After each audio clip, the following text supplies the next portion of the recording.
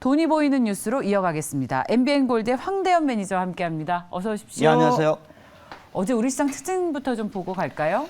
예, 전일 말씀드렸던 결국 환율이 국내 증시의 깊은 호흡 조절을 좀 하게 만들었다 이렇게 좀 볼 수 있는데요. 일단 나스닥이 코스닥이 좀 더 많이 빠졌던 이런 모습을 보였는데요. 환율 급등인데 약간 이제 특이한 부분은 어제 외국인의 매수가 좀 눈에 좀 돋보였던 부분입니다. 1,170억의 거래소를 매수했던 부분은 과거와는 좀 다른 환율 급등에 대한 매매 형태를 보였다는 것을 좀 주목할 필요는 있다라고 볼 수 있겠고요. 결국 시장은 바로 이제 잭슨 홀 미팅의 어떤 공격적인 긴축 우려감이 시장을 좀 지배하고 있는 것이 또한 미국의 나스닥 또는 다우도 좀 흔들었다 이렇게 볼 수 있습니다. 어쨌든 어제는 이런 부분이 전체적으로 함축이 되면서요. 대형주, 중소형주 모두 동반 하락을 한 것이 하나의 특징이라고 볼 수 있겠죠. 네, 자 그렇다면 특징 섹터는 뭐였습니까? 일단 큰 공통 분모는 이제 동반 하락인데 원자재 또는 이제 곡물 가격 제약은 모두 빠졌다 이렇게 보시면은 특징주에 대한 어떤 흐름을 좀 볼 수 있는데 삼성전자도 결국 이제 1.4%의 하락을 했고 경기 관련주인 포스코 홀딩스도 낙폭이 있었던 부분이고요. 또 이제 자율주행 자동차의 LG 이노텍도 하락을 하면서 이 부분이 이제 메타버스의 자이언트 스텝이라든가 OTT 우주항공까지 모두 흔들어 놓는 이런 모습을 좀 보였죠. 특히 어제는 카카오 그룹이 상대적으로 좀 약세였다라고 이제 우리가 좀 볼 수 있습니다. 반면에 이제 원자재 곡물 관련주는 주가의 탄력이 좀 보였는데 특히 이제 배합사료 관련 주에서 미래생명자원이 한 15%대 이상 급등을 하는 이런 모습을 좀 보였고 한타과 한일사료가 그 뒤를 좀 따라가는 이런 모습을 보였죠. 천연가스 또한 상승이 있었습니다. S-오일이 어저께 상승이 돋보였던 하루였다 이렇게 볼 수 있습니다. 그래서 약간 양극화의 흐름을 좀 보였던 부분이고요.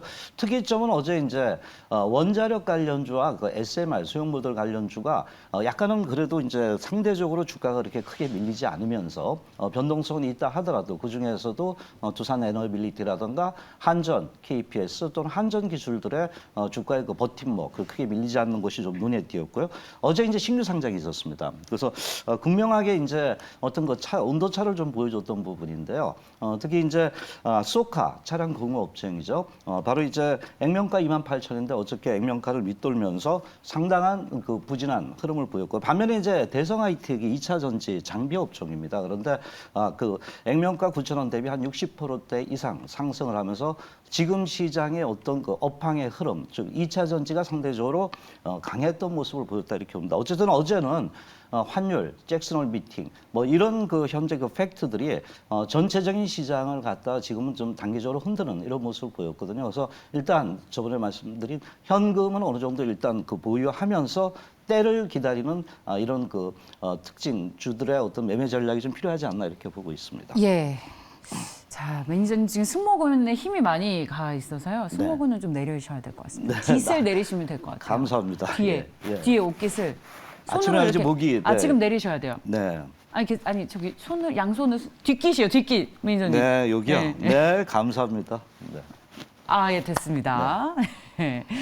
자, 돈이 보이는 뉴스로 이어가겠습니다. 오늘 어떤 뉴스 볼까요? 처음으로. 네. 일단 오늘은요 시장이 이제 변동성이 있기 때문에 우리가 서치 좀 하자. 그래서 타이밍을 좀 기다리는 종목들을 좀 준비를 했다 이렇게 좀 보는데요. 저번에도 한번 제가 주목했던 종목군 중에 하나가 뉴스를 가져왔던 게 원자력 쪽이었습니다. 원자력. 네, 오늘도 원자력을 우리가 좀 주목하자는 차원에서 갖고 왔는데 어제 이제 뉴스를 보니까 정부 정책이 좀 돋보였어요. 바로 이제 한국 원자력 학회에서 이제 4개 분과 만들어서 이제 정책적으로 원자력을 갖다 키워나가자 이런 현재 뉴스라 이렇게 볼 수 있는데 이것은 이제 원자력 부분에 정부의 정책 부분이 본격적인 논의를 하고 있다 이런 부분을 우리가 확인할 수 있는 뉴스였다 이렇게 보겠고요. 또 물밑으로 우리가 저번에 말씀드렸던 엘다바 원전 수조 가능성이 굉장히 지금 현재 커지고 있다 이렇게 좀 볼 수 있습니다. 거의 유력하다 이렇게 볼 수 있는데 이렇게 되면 이제 전체적으로 원전의 스텝 바이 스텝이라 그랬잖아요. 한 단계 올라갈 수 있는 매출의 기준을 만들 수 있는 수주가 이루어질 수 있다는 거고요. 이것은 결국은 이제 K 원전의 어떤 공급망 부분이 확대가 되면서 폴란드 또는 체코까지 나아갈 수 있는 하나의 현재 트리거 역할을 할 수 있다 이렇게 좀 볼 수 있습니다. 그래서 이런 뉴스가 계속 나오고 있기 때문에 그 흐름들을 좀 봐야 되겠고요. 거기에 이제 그 말씀드리면 그 한전 기술은 이제 제가 설계 부분에 좀 뛰어나다 이렇게 말씀드렸고요. KPS는 이제 바로 원전이 가동할 때 전력, 장비 뭐 이런 쪽에서의 어떤 모멘텀을 갖고 있고요. 두산 에너빌리티는 그 바로 말씀드린 SMR 쪽에서 가장 그 선도 업종이다 이렇게 볼 수가 있겠죠. 또한 거기에 이제 뭐 기타적으로 에너토크라든가 일진파워 이런 종목군들이 있는데 오늘은 다시 한번 두산 에너빌리티를 갖다 우리가 좀 공부를 분석을 좀 해봐야 된다 이렇게 보는데요. 특히 이제 두산 에너빌리티가 이제 우리가 그 원자력 쪽에만 그 치중하는 부분이지만 본업의 매출이 과연 어떻게 되느냐 이것이 이제 가장 중요하다 이렇게 보는데 최근 그 대형 그 ECP 프로젝트 쪽에서 매출이 좀 증가가 되고 있습니다. 그동안 구조 조정을 계속 했던 부분 중에 하나인데요. 특히 ECP라는 것은 이제 설계나 또는 그 조달하고 시공까지 그 총괄적인 그 프로젝트다 이렇게 볼 수 있는데요. 이 부분에서 이제 매출이 서서히 증가되면서 자회사 쪽에도 이제 매출이 좀 나오고 있는 이런 모습을 보이고 있죠.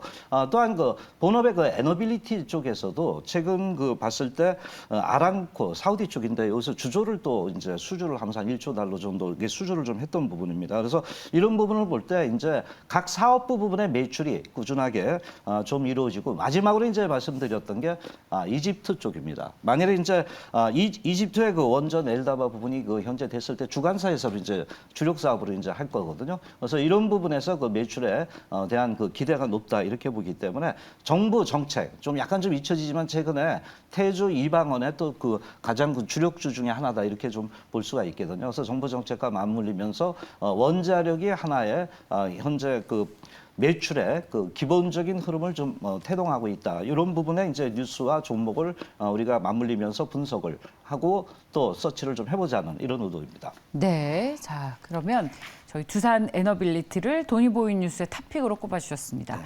자, 저희 매니저님께서 뉴스를 앞으로 2개를 더 준비하셨잖아요. 근데 2가지 뉴스 중에 이게 더 중요하다라고 한다면 뭘 하시겠습니까? 아마 핫한 거는 곡물 가격인데 네. 그거는 이제 너무나 많이 알고 있기 때문에 그건 좀 제외하고요. 예. 좀 이제 좀 생소한 부분입니다. 바로 페로브스카이트입니다. 네.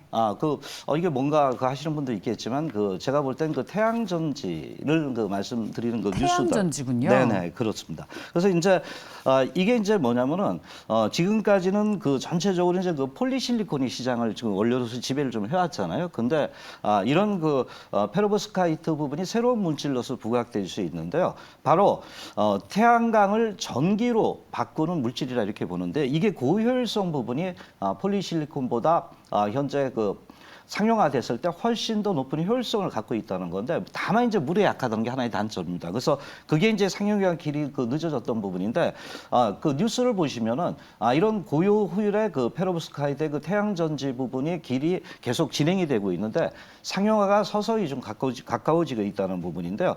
여기에 이제 그 폴리실리콘의 그 페로브스카이트의 어떤 장점을 볼 땐 가볍다는 겁니다. 또 휘어진다는 겁니다. 그래서 우리가 플렉서블하다 이렇게 얘기를 하잖아요. 그래서 이 부분에서 이제 휘어질 수 있기 때문에 자동차에도 붙일 수 있다는 거고요.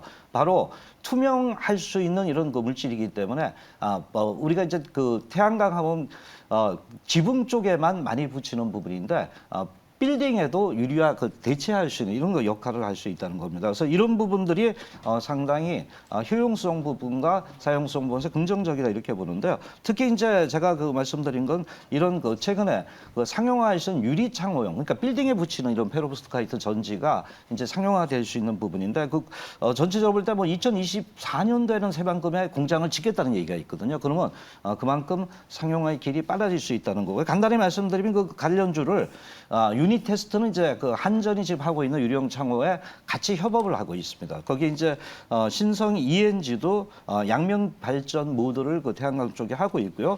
대우 플러스는 비나케 쪽이죠. 그리고 이제 하나솔루션도 탠덤 태양전지 부분이고요. 한국전력은 당연히 이제 유리창호 태양전지를 하고 메카로 뭐 이런 종목들이 있는데 거기서 이제 주목을 좀 해야 되는 게 한전과 협업을 하면서 유리 창호형 페로브스카이트 전지를 만드는 바로 유니테스트인데요. DDR5 반도체 부분 이제 실적 부분이 이제 어느 정도 내년도에 수주 가능성이 높다 이렇게 봅니다. 그래서 이 부분에서 어떤 기대가 있겠고요. 한전과 협업해서 상업화됐을 때는 새로운 그 꿈의 물질이라 그러거든요. 그래서 이것이 또 한 번에 시장에서 어떤 그 실적 부분에 대한 기대가 있겠고요.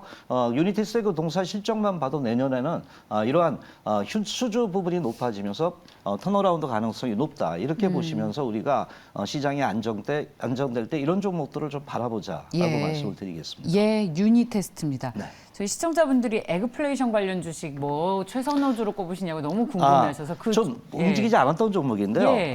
간단하게 말씀드릴게요. 예. 바로 우성입니다. 우성. 예, 이 종목 어제는 이제 공통분모가 배합살이었잖아요. 그 차트는 뭐 많이 빠져 있어요. 그래서 우성 관련주가 어느 정도 이제 거래량이 늘거나 이런 부분을 볼 때 보시면 된다 이렇게 말씀을 드리겠습니다. 네, 열성 아니고 우성. 네, 그렇습니다. 에그플레이션 관련 주식으로 우성이 탑픽이다라는 말씀까지 해주셨습니다.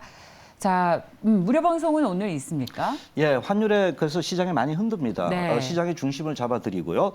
또한 그 여기에 대한 매매 전략과 그 상반기, 하반기는 틀립니다. 그래서 하반기에는 도리어 기회를 갖는 이런 매매 전략에서 이런 그 중심주도 말씀드리니까 오늘 4시입니다. 이때 들어오시면 여기에 따른 어떤 매매 전략을 멘탈을 확 잡아드리는 이런 전략을 말씀을 좀 드리겠습니다. 네, 감사합니다. MBN 골드의 황대현 매니저와 함께했습니다. 말씀 잘 들었습니다. 네, 감사합니다.